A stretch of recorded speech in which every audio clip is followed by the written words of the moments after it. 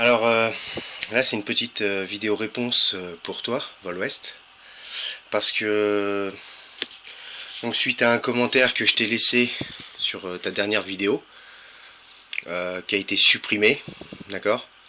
Tu m'as complètement envoyé balader, ok, pour rien. Euh, tu m'as viré de Facebook, machin.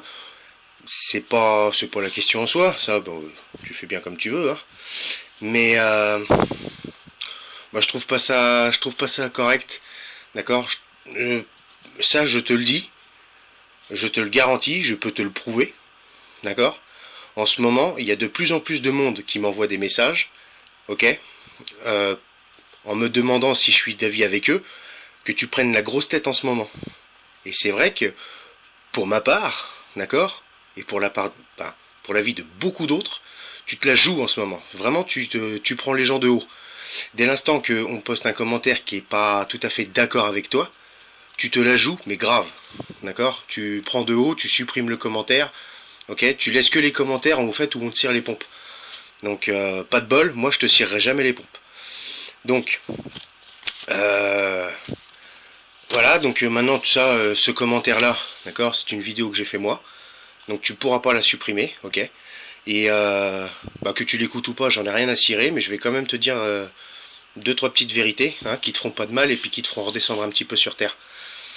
Donc dans ton avant-dernière vidéo là sur les couteaux, tu dis non non, moi je fais pas de pub. Donc toi tu fais pas de pub, d'accord, la preuve en image.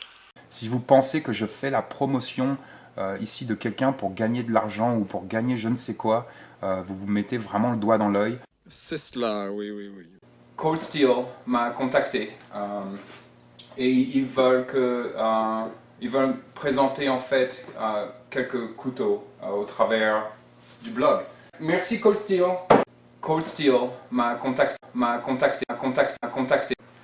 Cold Steel c'est une compagnie intéressante parce que ils font des bonnes lames. Merci Cold Steel. Le premier couteau que j'ai acheté aux États-Unis quand je suis venu, c'est un Cold Steel. Merci Cold Steel. Et ce couteau, donc ça fait 17 ans que je l'ai. Cold Steel m'a contacté. Quand je pars à la chasse, maintenant, j'emmène le Pocket Bushman et je laisse le Spyderco Tenacious à la maison. C'est quelqu'un que je respecte beaucoup, mais mis à part ça, ses couteaux sont superbes. Écoutez, Thérèse, je n'aime pas dire du mal des gens, mais effectivement, elle est gentille. Ah non, effectivement, non non non non, tu fais pas de pub. Je retire ce que j'ai dit. Je vais faire de la pub pour Platypus ce soir. Ça, c'est une Platypus de 1 litre, super solide, super efficace et bien sûr extrêmement léger. Une Platypus. C'est encore Platypus, je vais faire de la pub pour Platypus ce soir. Moi, personnellement, je déteste les poches à eau. Et encore une fois, c'est Platypus. Ça, c'est une poche à eau super système. Ensuite, donc sur ta dernière vidéo, moi mon commentaire c'était ne confonds pas un pays comme Haïti, d'accord, et un pays comme les États-Unis ou la France.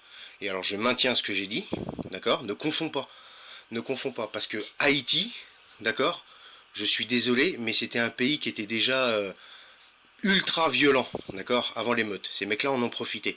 Maintenant, les services de sécurité comme la police, l'armée, d'accord, il y avait rien là-bas, hein, d'accord. Haïti, je sais pas si tu sais comment que ça se passe, hein, mais non, non, non, ne viens pas dire que c'est exactement la même chose. Tu m'as dit qu'en France, ce serait exactement la même chose. Maintenant, je vais te donner un petit exemple. Regarde les émeutes de 92 à Los Angeles, d'accord. Vous avez eu plus de 60 morts, ok. Nous, on en a eu 2. Les services de police ont géré l'affaire différemment, d'accord. Et ensuite, on n'a pas une mentalité aussi violente non plus que d'autres pays, ok. Maintenant, tu vas regarder, tu parles de grosses catastrophes et tout ça, donc je suis complètement d'accord, il faut se préparer, ça là-dessus je dis pas, je ne dénigre pas tes vidéos, d'accord, pour 80% d'entre elles, moi je suis complètement d'accord avec, et je les trouve vraiment superbes, donc c'est pas ton boulot que je dénigre, c'est ton attitude de merde, d'accord. Donc, si tu prends un exemple comme le Japon Fukushima, moi j'ai vu personne devoir sortir les 12, d'accord, et puis se défendre à coup de 12 parce que parce qu'il y avait un pépin. Ok. Les inondations en France, des tempêtes, hein, comme en 99, on en a eu un paquet. Ok. Euh, on n'a jamais eu de problème non plus de ce genre-là. On n'est pas des sauvages. Ok. Et on a des systèmes d'accord, de sécurité, comme la police, la gendarmerie, ok, on a l'armée, on a ces choses-là. En France, on est des gueulards, ok, mais on n'est pas non plus des sauvages, hein, pour la plupart. Maintenant, on regarde les inondations aussi en Australie, qu'il y a eu les grosses inondations, ok, il n'y a pas eu de meurtre, de viol ou je sais pas quoi. Donc moi, ma vision des choses, d'accord, c'est que tu prends les informations qui t'arrangent, ok, d'accord, tu vas prendre une catastrophe comme Haïti où il y a eu beaucoup de violence ou ces choses-là, ok, pour servir tes vidéos. Ça, c'est pas la bonne méthode. D'accord. C'est à cause de gens comme toi qu'on se fait jeter des pierres et puis qu'on nous prend pour des cons. D'accord. Je parle, nous, des survivalistes. Donc, une chose toute simple, d'accord, c'est que tu craches à la gueule des médias en disant oui, ils nous manipulent et machin. Toi, tu fais exactement la même chose. À aucun moment dans tes vidéos, tu parles d'une catastrophe qui a pu avoir, une catastrophe X ou Y, et qui s'est passée dans le calme. D'accord, où les gens ont été nickel, d'accord, comme Fukushima par exemple, hein, ok, comme par exemple, tiens, les tremblements de terre en Iran, pourtant c'est un pays arabe et en plus on est plus ou moins tous en froid avec eux, hein, je ferai pas de politique, mais je veux dire par là, les mecs ils se sont pas comportés comme des sauvages, d'accord, à Istanbul il y avait eu des tremblements de terre, ils se sont pas comportés comme des sauvages, donc faut arrêter un petit peu aussi de vouloir foutre la trouille aux gens, d'accord, systématiquement, ok, pour servir tes vidéos, parce que tu desserres en fait le milieu du survivalisme. Ok, c'est c'est du Hollywood catastrophe, hein, ce que tu es en train de faire. Donc pour moi, c'est pas la bonne méthode. Ensuite, ne compare pas non plus des systèmes qui sont peut-être valables chez vous, aux États-Unis, ok, et des systèmes ici en France. Ça n'a strictement rien à voir. Maintenant, avec tous les auditeurs, à tous ceux qui pourraient écouter cette vidéo, moi, je vais vous expliquer ma vision des choses. Je ne dis pas qu'elle est bonne, je ne dis pas que c'est la meilleure. D'accord. C'est ma vision des choses. Et ma vision des choses, c'est qu'il y a l'évacuation niveau 1 et niveau 2. Niveau 1, c'est du style Fukushima ou ce genre de choses. Et niveau 2, c'est vraiment le sacré gros bits, général.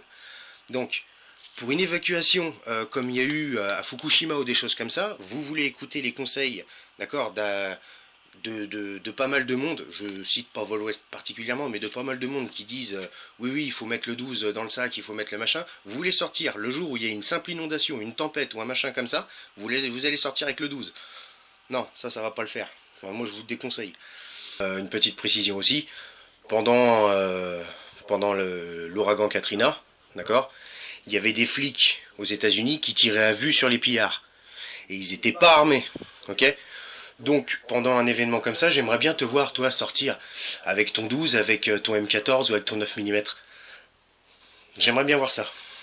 Donc, et niveau gestion de catastrophe et tout ça, les Américains, je pense que vous n'avez pas beaucoup de leçons à nous donner. Vous avez mis 10 jours pour commencer à arriver à la Nouvelle-Orléans. Nous, en 3 jours, hein, la tempête de 99, il y a 90% des gens qui avaient retrouvé l'électricité. Ok ? Les pompiers n'ont pas mis 10 jours à se dire merde, c'est par où, hein. Non, ils habitent ici, ils connaissent le chemin. Ok. Et nous, c'était le pays entier. Ok. C'était l'Europe qui a été touchée en 99. C'est pas juste une région, hein. Ok. Donc là-dessus, je pense qu'on n'a pas énormément de conseils à recevoir, d'accord, de gens qui mettent 10 jours à arriver chez eux. Hein.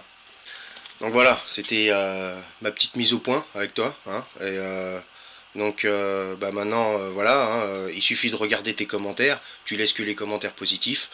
Si ça t'amuse, c'est bien. Maintenant, dis-toi une chose, c'est que tôt ou tard, les gens le verront, ça. Tôt ou tard. La quenelle épaulée, avec la tête. Et ça, c'est la première fois que je le fais.